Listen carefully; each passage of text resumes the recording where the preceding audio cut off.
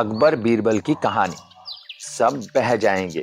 एक बार शहंशाह अकबर अपने साथ बीरबल को शिकार पर ले गए। उनके साथ सेना की एक टुकड़ी और कुछ सेवक भी थे। शिकार करके कुछ एक दिनों में अकबर लौटने लगे। तभी रास्ते पर एक गांव को देखकर बादशाह के मन में उसके बारे में जानने की इच्छा हुई।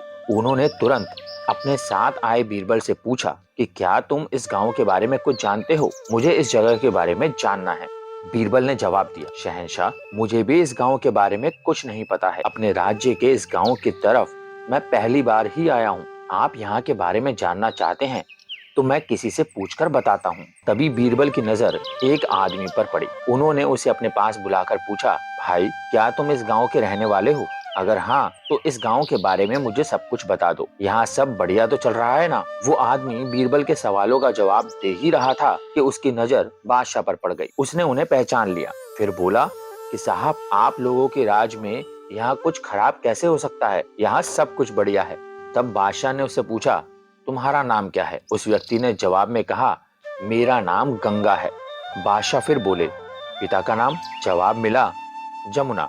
इतना सुनकर बादशाह ने पूछा कि फिर तो जरूर तुम्हारी माँ का नाम सरस्वती होगा।